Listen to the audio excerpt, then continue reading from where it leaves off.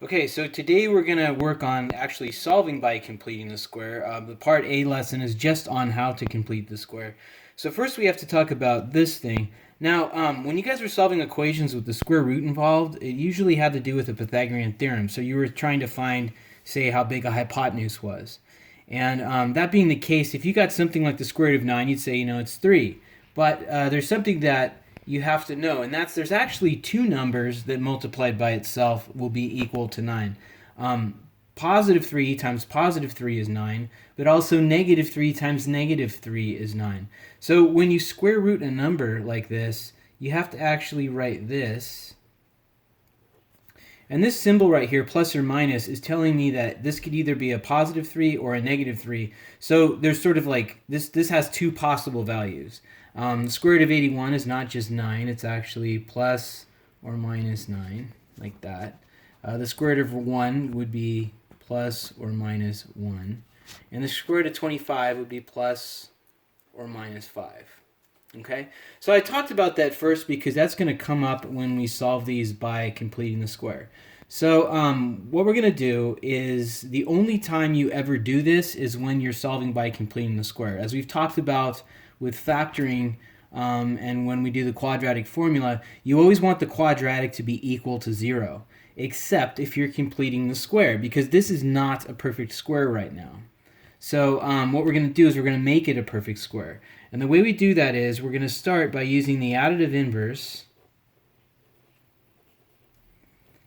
And we're going to actually get rid of this c term here. So I add 40 to this side, and then I'm going to add 40 to this side using the additive inverse. So what happens then is you're going to get this over here. Now what I do when I do this, so some of the stuff I'll do as I do this right now, is to help you avoid careless mistakes, because it isn't hard, but people get it wrong because they make little goofy errors as they go along. So one of the things I do is, once I get rid of this, I always leave a space. And then I'm going to put a space over here. Okay? Now doing this will help you prevent doing something, which I'll talk about in a second, that is really, really common when people are doing this. I always see it in, they get something wrong, they ask me why. It's usually this that is the problem. So what I'm going to do is complete the square.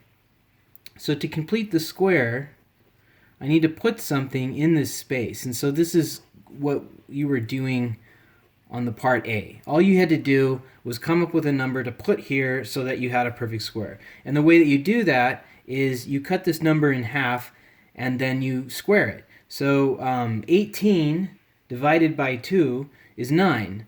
And it would be a negative 9, but negative 9 times negative 9 is a positive 81. So what I'm going to do is I'm going to put an 81 here. Now that's why I always carefully make sure that I add a blank spot to both sides, because that's usually what the mistake is people will move the number over, they'll complete the square, and then they keep going, but they forget to add that to the other side. And also remember, you'll always be adding this, whether it's negative or positive, because a negative times a negative is a positive.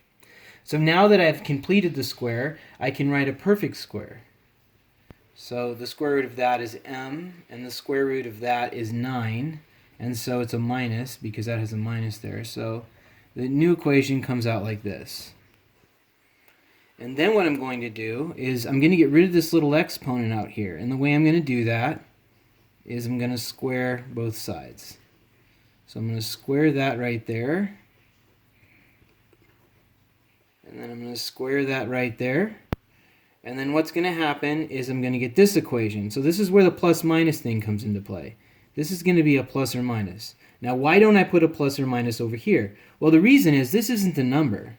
This is an expression for a number, so it can't be positive or negative. So all that happens is when I square that, I get n minus 9 is equal to plus or minus the square root of 121 is 11.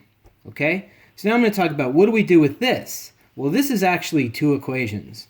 This is m minus 9 is equal to the positive 11. And then it's also an m minus 9 is equal to a negative 11. So it actually makes, you can see, two equations up here. So now I just do additive inverse to solve these.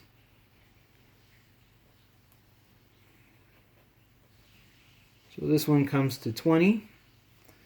And this one over here, when I add 9 to both sides, is going to become a negative 2. And so that's my answer, negative 2 comma 20.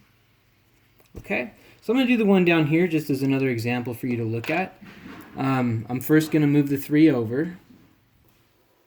So remember, this is a very non-mathematical thing I'm doing with an arrow because I'm really doing the additive inverse, but a lot of times, I shortcut it like that. So that's going to leave a space right here.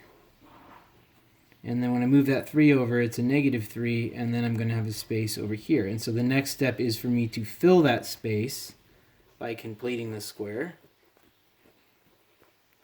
So half of this is 2, and 2 squared is 4. So I'm going to add 4 to this side and add 4 to this side. So that step is called completing the square. And then I'm going to write this side as a perfect square.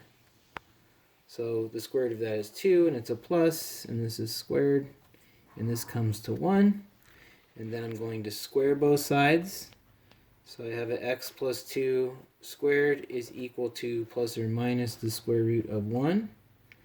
And then I have x plus 2 is equal to plus or minus 1. So I'm going to make two equations over here. I've got x plus 2 is equal to 1. And I have x plus 2 is equal to negative 1. And x plus 2 minus 2 is equal to 1 minus 2. So this one here is equal to negative 1. And this guy over here, when I do the additive inverse, is equal to negative 3. And that's my solution. One thing to be aware of here. So I do realize when you look at this equation and this equation, you might look at it and say, you know what? I would just do this by factoring. I mean, these are actually the ones that at this point in doing quadratics, you probably could do in your head. It's a very, very common thing in math classes, though, for the teacher to ask you to solve these more than one way. And so that's why you have to know how to do it by completing the square. But the truth is, you're right, most people would not want to solve this by completing the square. It's not a very popular way to do it. The only reason I teach it is completing the square is used for a lot of things that you'll learn about later in math. And so you have to know how to do it. If you just skip it because you don't really like this way of doing quadratics, what happens is there's going to be a whole lot of things that you can't do unless you complete the square. So that's just kind of a note on why this is important, but that's how you do it.